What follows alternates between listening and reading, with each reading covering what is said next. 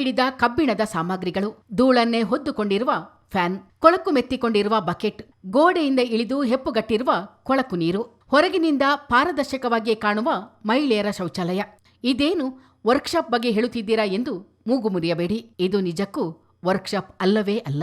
ಆರೋಗ್ಯದ ಬಗ್ಗೆ ಪಾಠ ಹೇಳಬೇಕಿದ್ದ, ತಾಯಿ ಮಗುವಿನ ಸ್ವಾಸ್ಥ್ಯದ ಬಗ್ಗೆ ಕಾಳಜಿ ತುಂಬಿರಬೇಕಾದ ಹೆರಿಗೆ ವಾರ್ಡ್ ಒಂದರ ದೈನ್ಯ ಪರಿಸ್ಥಿತಿ.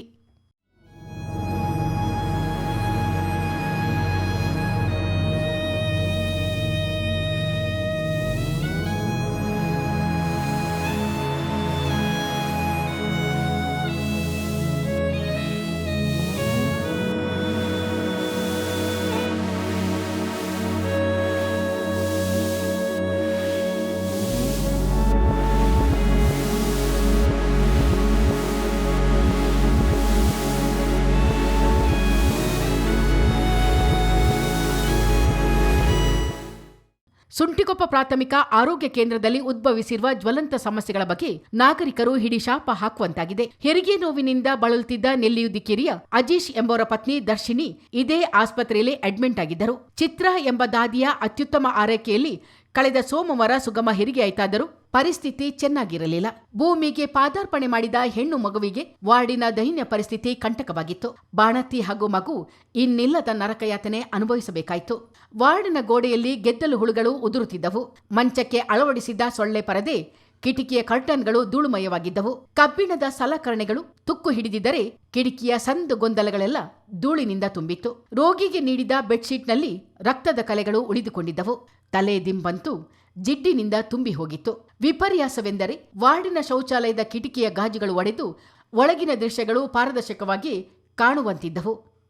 ನಾನು ದರ್ಶಿನಿ, ನನ್ನ ಲಾ ಸ್ಟೂಡೆಂಟ್. ನನ್ನ ಸಿಸ್ಟರ್ನ 2-3 ಡೇಸ್ ಬ್ಯಾಕ್ ಇಲ್ಲಿ ಅಡ್ಮಿಟ್ ಮಾಡಿದರು. ನೈಟ್ ಇಲ್ಲಿ ಡೆಲಿವರಿ ಆಯಿತು. 12-4ಗೆ ಹೆಣ್ಮಗು ಹುಟ್ಟಿತು. ಬಟ್ ನಿಜ ಹೇಳಬೇಕಾದ್ರೆ ಇಲ್ಲಿದ್ದು ಸಿಸ್ಟರ್ ಎಲ್ಲ ತುಂಬ ಸಹಾಯ ಮಾಡಿದರು. ನೆಕ್ಸ್ಟ್ ಡೇ ನಾನು ಇಲ್ಲಿ ಬಂದೆ. ಅಂದರೆ ಮನೆಯವರು ಸ್ಟೇ ಆಗಿದ್ದರು. ನೆಕ್ಸ್ಟ್ ಡೇ ನಾನು ಇಲ್ಲಿ ಬಂದೆ. ನಾನು ಆಬ್ವಿಯಸ್ಲಿ ಬೈಸ್ಟ್ಯಾಂಡರ್ ಆಗಿ ನಾನೇ ನಿಲ್ಲಬೇಕಾಗಿ ಬಂತು. ನಾನು ಬರುವಾಗ ನನಗೆ ಸ್ವಲ್ಪ ಮಟ್ಟಿಗೆ ಗಂಟ್ಲು ನೋವು ಇತ್ತು. ಗಂಟ್ಲು ನೋವು ಮಾತ್ರ ಇತ್ತು. ಸ್ಟೇ ಆದೆ. ನೆಕ್ಸ್ಟ್ ಡೇ ಮಾರ್ನಿಂಗ್ ಆಗೋಷ್ಟರಲ್ಲಿ ನನಗೆ ಫುಲ್ ಡಸ್ಟ್ ಅಲರ್ಜಿ ಬಂತು. ಈ ಪ್ರೆಸೆಂಟ್ ಸಿಚುವೇಷನಲ್ಲಿ ನಾನು ಮಾಸ್ಕ್ ಹಾಕೊಂಡು ನಡೆಯೋದಕ್ಕೂ ಅದೇ ಕಾರಣ. ನನಗೆ ಮಗು ಹತ್ರ ಹೋಗ್ಲಿಕ್ಕಾಗ್ತಿಲ್ಲ. ಅಂದರೆ ಬೈಸ್ಟ್ಯಾಂಡರ್ ನಿಂತ ನನ್ನ ಅವಸ್ಥೆ ಹೀಗಾದರೆ ಮಗು ಅವಸ್ಥೆ ಹೇಗಿರ್ಬೋದು ನಿಮಗೆ ಯೋಚಿಸ್ಬೋದು ಸರ್, ಅಲ್ವಾ? ಅಂದರೆ ಇವಾಗ ರಿಯಾಕ್ಷನ್ ಆಗಿಲ್ಲ, ಸದ್ಯಕ್ಕೆ ದೇವ್ರ ದಯಿಂದ ಏನೂ ಆಗಲಿಲ್ಲ. ಇನ್ ಫ್ಯೂಚರಲ್ಲಿ ಆಗೋದಿಲ್ಲ ಅಂತ ಏನು ಗ್ಯಾರಂಟಿ? ಯಾರೂ ತೊಗೊಳ್ಳೋದಿಲ್ಲ ಸರ್ ಲಯಬಿಲಿಟಿ ಅದರದ್ದು, ಹೌದಲ್ವಾ? ಅವ್ಯವಸ್ಥೆಗಳು ಅಂತ ಹೇಳಿದ್ರೆ ವಾಶ್ರೂಮ್ ತುಂಬ ಕೆಟ್ಟದಾಗಿತ್ತು. ಫಸ್ಟ್ ವಾರ್ಡಿಗೆ ಬಂದಾಗ ನನ್ನ ಅಮ್ಮ ಅವ್ರು ಸ್ವಲ್ಪ ನೀರು ಹಾಕಿ ಕ್ಲೀನ್ ಮಾಡಿದ್ರು. ಏನು ಮಾಡ್ಲಿಕ್ಕಾಗ್ತದೆ? ವಾಶ್ ಬೇಷನ್ ಎಲ್ಲ ನಮ್ಮ ಅಮ್ಮ ಸ್ವಲ್ಪ ನೀರು ಹಾಕಿ ಕ್ಲೀನ್ ಮಾಡಿದ್ರು. ಕ್ಲೀನ್ ಆಗಲಿಲ್ಲ. ಅಲ್ಲಿದ್ದ ಇವ್ರ ಜೊತೆ ಕೇಳಿದ್ರು, ಅಲ್ಲಿದ್ದ ಬೇರೆ ಪೇಷಂಟ್ ಜೊತೆ ಕೇಳಿದ್ರು, ಹಿಂಗೇನಾ ಅಂತ ಕೇಳಿದಾಗ 3 ಡೇಸಿಂದ ನಾವಿದ್ದೀವಿ, ನಾನು ಸ್ನಾನ ಮಾಡಲಿಕ್ಕಾಗಲಿಲ್ಲ. ಯಾಕೆ ಅಂತ ಕೇಳಿದ್ರೆ ಬಿಸಿನೀರು ಬರ್ತಿಲ್ಲ, ಇಲ್ಲಿ ಸೋಲಾರ್ನ ಇದು ಮಾಡಿದ್ದಾರೆ. ಡೆಲಿವರಿ ಆಗಿದೆ ಪೇಷಂಟ್ಗೆ. ಒಂದು ಅಂದರೆ ತಾಯಿಗೆ ಬಿಸಿನೀರು ಎಷ್ಟು ಅವಶ್ಯಕತೆ ಅಂತ ನಿಮಗೂ ಗೊತ್ತುಂಟು. ಡೆಲಿವರಿ ಆದವರಿಗೆ ಬಿಸಿನೀರು ಫೆಸಿಲಿಟಿ ಇಲ್ಲ. Okay fine. ನಾನು ಮತ್ತು ನನ್ನ ಫ್ರೆಂಡ್ ಒಬ್ಬರನ್ನ ಇಲ್ಲಿಂದ ನಾನು ತಗೊಬಂದಿದ್ದು, ಅವ್ರ ಮನೆಯಿಂದ ನಾವು ತೊಗೊಬಂದಿದ್ದು, ತರಿಸಿದ್ದು ಬಿಸಿನೀರು, ಮತ್ತು ಅವ್ರನ್ನ ಸ್ನಾನ ಮಾಡಿಸಿದ್ದು. ಮತ್ತು ಅದಾದಮೇಲೆ ಸರಿ ಬಿಸಿನೀರು ಓಕೆ ಫೈನ್, ಅದು ನಮಗೆ ಪ್ರಾಬ್ಲಮ್ ಆಗಿ ಅನಿಸ್ಲಿಲ್ಲ ದೊಡ್ಡದಾಗಿ. ವಾಶ್ರೂಮ್ ಇನ್ಫೆಕ್ಷನ್ ಆಗಲ್ಲ ಅವ್ರಿಗೆ. ನಿಮಗೆ ಗೊತ್ತಲ್ಲ ಮ್ಯಾಮ್, ಒಬ್ಬರಿಗೆ ಡೆಲಿವರಿ ಆದರೆ ಎಷ್ಟು ಕಷ್ಟ ಇರ್ತದೆ ಅಂತ. ಇನ್ಫೆಕ್ಷನ್ ಆಗಲ್ಲ ಅಂತ ಏನು ಗ್ಯಾರಂಟಿ ಸರ್? ಆ ವಾಶ್ರೂಮ್ ಎಲ್ಲ ಯೂಸ್ ಮಾಡಿ ಸರ್. ಸರಿ, ನಾನು ಅಕ್ಕಂದು ಹಸ್ಬೆಂಡ್ ಹೋಗಿ ಹೊರಗಿಂದ ಟಾಯ್ಲೆಟ್ ಕ್ಲೀನರ್ ಬ್ರಷ್ ಎಲ್ಲ ತೊಗೊಬಂದು ಕ್ಲೀನ್ ಮಾಡೋಕ್ಕೆ ನಿಂತು, ಆಮೇಲೆ ಇಲ್ಲಿಂದನೇ ಇಡುಗುಲು ಮತ್ತು ಡಸ್ಟ್ ಪ್ಯಾನ್ ತೊಗೊಂಡು ನಾವು ರೂಮ್ ಕ್ಲೀನ್ ಮಾಡಿದ್ವಿ. ರೂಮ್ ಕ್ಲೀನ್ ಅಂದರೆ ಫ್ಲೋರ್ ನಾವು ಗುಡಿಸಿದ್ದು. ಆಮೇಲೆ ಇಲ್ಲಿ ಬಂದು ಸರ್ ಸ್ವಲ್ಪ ಒಂದು ಬಟ್ಟೆ ಸಿಗ್ತದೆ ನಮಗೆ, ಫ್ಲೋರ್ ಒರೆಸ್ಬೇಕು. ಅಷ್ಟೂ ಕೆಟ್ಟದಾದ ಪರಿಸ್ಥಿತಿಲಿ ಇತ್ತು ಮ್ಯಾಮ್. ಒರೆಸ್ಬೇಕು ಅಂತ ಕೇಳಿದ್ವಿ. ಯಾಕೆ ಅಂತ ಕೇಳಿದ್ರು. ಸರಿ, ನಮಗೆ ಹಿಂಗೆ ಕ್ಲೀನ್ ಮಾಡಬೇಕು, ಆಗೋದಿಲ್ಲ, ಆ ಥರ ಎಲ್ಲ ನಿಲ್ಲಿಕ್ಕೆ ಆಗೋದಿಲ್ಲ. ನನಗೆ ಅಷ್ಟರಲ್ಲಿ ಅಲರ್ಜಿ ಸ್ಟಾರ್ಟ್ ಆಗಿತ್ತು ಸರ್. ಫುಲ್ ಶೀತ ಎಲ್ಲ ಸ್ಟಾರ್ಟ್ ಆಗಿತ್ತು.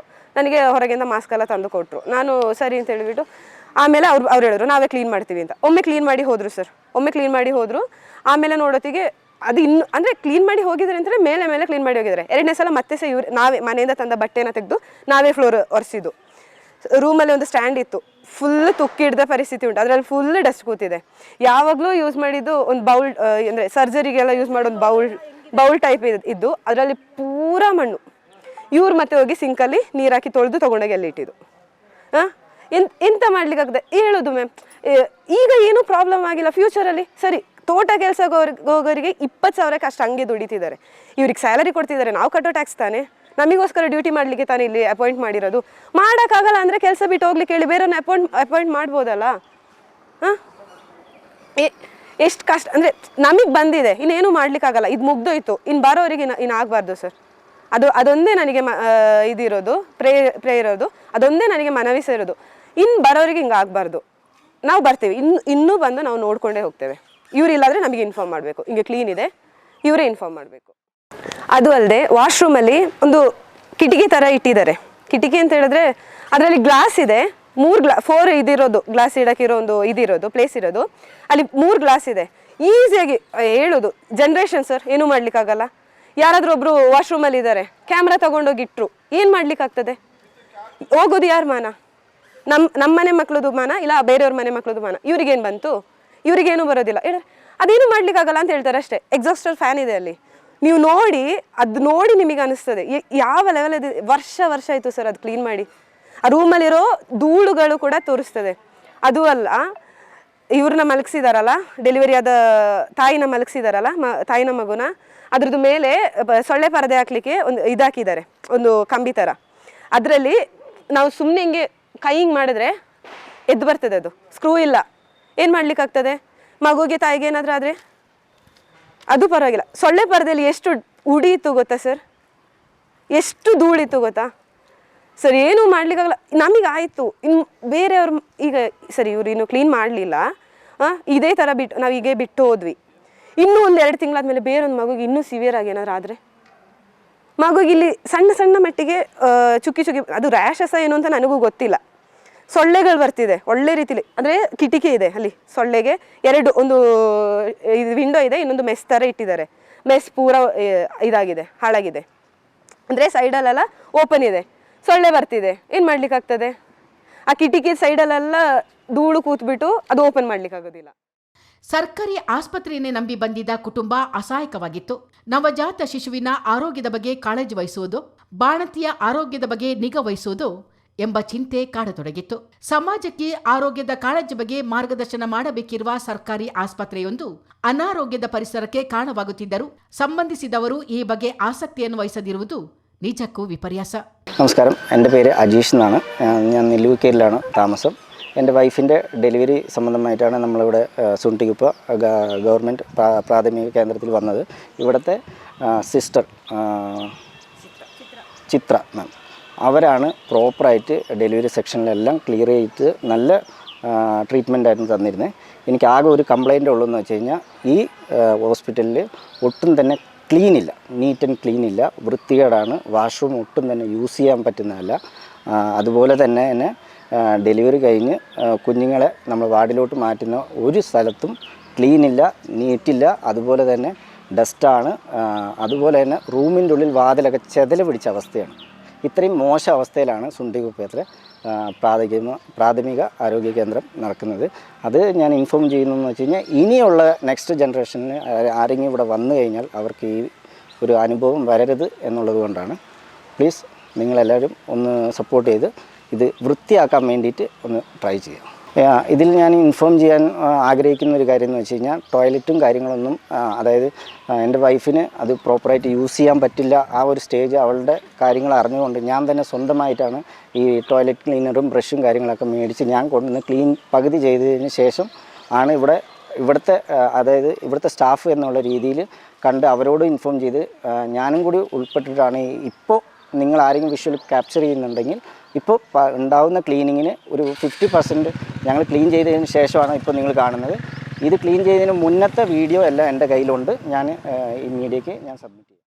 ಹೀಗೆ ಸರ್ಕಾರಿ ಆಸ್ಪತ್ರೆಯನ್ನೇ ನಂಬಿ ಬಂದ ಕುಟುಂಬ ವಿಧಿಯಿಲ್ಲದೆ ಇಲ್ಲಿನ ದೈನ್ಯ ಪರಿಸ್ಥಿತಿಯಲ್ಲೇ ಕಾಲ ಕಳೆಯಬೇಕಾಗಿ ಬಂತು. ನೊಂದ ಬಾಣಂತಿ ದರ್ಶಿನಿ ಆಸ್ಪತ್ರೆಯ ಅವ್ಯವಸ್ಥೆಗಳ ಬಗ್ಗೆ ಆರೋಗ್ಯ ಪರಿವೀಕ್ಷಕರಿಗೆ ಪತ್ರ ಬರೆದರು. ನವಜಾತ ಶಿಶುವೆ ಪತ್ರ ಬರೆದಂತೆ ಆ ಪತ್ರದಲ್ಲಿ ಮಗುವಿನ ಹೆಜ್ಜೆ ಗುರುತು ಮೂಡಿಸಿ ಅಧಿಕಾರಿಗೆ ರವಾನಿಸಿದ್ದರು. ಪತ್ರ ಬರೆದ ಕೆಲವೇ ಗಂಟೆಗಳಲ್ಲಿ ಆಸ್ಪತ್ರೆಯ ವಾರ್ಡನ್ನು ತರಾತುರಿಯಿಂದ ಸ್ವಚ್ಛ ಮಾಡಲಾಗಿದೆ. ಆದರೆ ಧೂಳಿನ ವಾತಾವರಣ, ತುಕ್ಕು ಹಿಡಿದ ಕಬ್ಬಿಣದ ಸಲಕರಣೆಗಳು, ಗೆದ್ದಲು ಹಿಡಿದ ಗೋಡೆ, ಧೂಳಿನ ಸೊಳ್ಳೆ ಪರದೆ, ಕರ್ಟನ್ಗಳು ಚಿತ್ತಾರ ಕ್ಯಾಮರಾದಲ್ಲಿ ಸೆರೆಯಾಗಿದೆ. ಈ ಆಸ್ಪತ್ರೆಯಲ್ಲಿ ಒಂದಲ್ಲ ಒಂದು ಸಮಸ್ಯೆ ಇದ್ದೇ ಇರುತ್ತದೆ ಎನ್ನುತ್ತಾರೆ ಸಾರ್ವಜನಿಕರು. ಸರ್, ಈಗ ಇಲ್ಲಿ ಈ ಶುಂಠಿಕೊಪ್ಪ ಹೋಬಳಿ ತುಂಬ ದೊಡ್ಡ ಹೋಬಳಿ. ಒಂದು 10 ಹಳ್ಳಿದು ಜನ ಇಲ್ಲಿಗೆ ಬರ್ತಾರೆ. ಕ್ಲೀನ್ ಇದೆ ಹಾಸ್ಪಿಟ್ಲ್, ಬಟ್ ಇಲ್ಲಿ ನುರಿತ ವೈದ್ಯರಿಲ್ಲ. ನುರಿತ ವೈದ್ಯರು ಬೇಕು, ಎಲ್ಲ ಟ್ರೈನೀಸೇ ಇರೋದು ಇಲ್ಲಿ. ಏನು ನಾವು ಒಂದು ಹುಷಾರಿಲ್ದಾದ್ರೆ ಅದು ಮೊಬೈಲ್ ನೋಡಿಬಿಟ್ಟು ಅದರಲ್ಲಿ ಸರ್ಚ್ ಮಾಡಿ ಮತ್ತೆ ಟ್ಯಾಬ್ಲೆಟ್ ಅದು ಇದು ನೋಡಿ ಕೊಡ್ತಾರೆ. ಮತ್ತು ಕೆಲವೊಂದು ಸರಿ ಟ್ಯಾಬ್ಲೆಟ್ಗಳು ಸರಿ ಇರೋದಿಲ್ಲ, ಇಲ್ಲಿ ಹೊರಗಡೆ ಬರ್ಕೊಡ್ತಾರೆ. ಸೊ ಅದಕ್ಕೋಸ್ಕರ ಇಲ್ಲಿ ನುರಿತ ಒಬ್ಬರು ಡಾಕ್ಟರ್ ಯಾರು ಒಬ್ಬರಾದರೂ ಬೇಕು. ಎಲ್ಲ ಹುಡುಗರು ಇದ್ದಾರೆ ಅಂತಾರೆ, ಮೋಸ್ಟ್ಲಿ ಐ ಥಿಂಕ್ ಟ್ರೈನೀಸ್ ಇರಬೇಕು ಅವರೆಲ್ಲ. ಸೊ ಹಾಗಾಗಿ ರಾತ್ರಿ ಹೊತ್ತಲ್ಲಿ 6 ಗಂಟೆ ನಂತರ ಸ್ವಲ್ಪ ಕಷ್ಟನೇ. ಯಾಕೆಂದರೆ ನಾನು 2-3 ಸರಿ ಬಂದಾಗಲೂ ಯಾರೂ ಇರಲಿಲ್ಲ ಇಲ್ಲಿ, ರಾತ್ರಿ ಯಾರೂ ಇರಲ್ಲ ಇಲ್ಲಿ ಡಾಕ್ಟರ್ಸ್. ಮಡಿಕೇರಿಯಲ್ಲಿರುವ ಜಿಲ್ಲಾಸ್ಪತ್ರೆಗೆ ಕೊಡಗಿನವರಲ್ಲದೆ ಹೊರ ಜಿಲ್ಲೆಗಳಿಂದಲೂ ಅತಿ ಹೆಚ್ಚಿನ ರೋಗಿಗಳು ಬರುತ್ತಾರೆ. ಹೆರಿಗೆ ವಿಭಾಗದಲ್ಲಿ ಜನದಟ್ಟಣೆಯೇ ಕಂಡುಬರುತ್ತದೆ. ಇದಕ್ಕೆ ಕಾರಣ ಉತ್ತಮ ಆರೈಕೆ ಮತ್ತು ಮನಸ್ಸಿಗೆ ನೆಮ್ಮದಿ ನೀಡುವ ಸ್ವಚ್ಛ ಪರಿಸರ. ಆದರೆ ಸ್ವಚ್ಛತೆ, ಆರೋಗ್ಯ, ಉತ್ತಮ ಪರಿಸರ ಇತ್ಯಾದಿಗಳ ಬಗ್ಗೆ ಸಮಾಜಕ್ಕೆ ಸಂದೇಶ ನೀಡಬೇಕಾದ ಸುಂಟಿಕೊಪ್ಪ ಆಸ್ಪತ್ರೆ ಕೊಳಕುಮಯವಾಗಿದೆ. ಆಸ್ಪತ್ರೆಯಲ್ಲಿ 3 ಡಿ ಗ್ರೂಪ್ ಸಿಬ್ಬಂದಿಗಳಿದ್ದರೂ ಪರಿಸ್ಥಿತಿ ಯಾಕೆ ಬಿಗಡಾಯಿಸಿದೆ ಎಂಬುದು ಸ್ವತಃ ತಾಲೂಕು ಅಧಿಕಾರಿಗಳಿಗೂ ಗೊತ್ತಿಲ್ಲ. 24x7 ಎಂಬ ಫಲಕದಿಂದ ರಾರಾಜಿಸುತ್ತಿರುವ ಈ ಆಸ್ಪತ್ರೆಗೆ ಇನ್ನಾದರೂ ಮೇಲಧಿಕಾರಿಗಳು ಬಿಸಿ ಮುಟ್ಟಿಸಿ ಶುಚಿತ್ವದ ಪಾಠ ಹೇಳಿಕೊಡುತ್ತಾರೋ ಕಾದು ನೋಡೋಣ.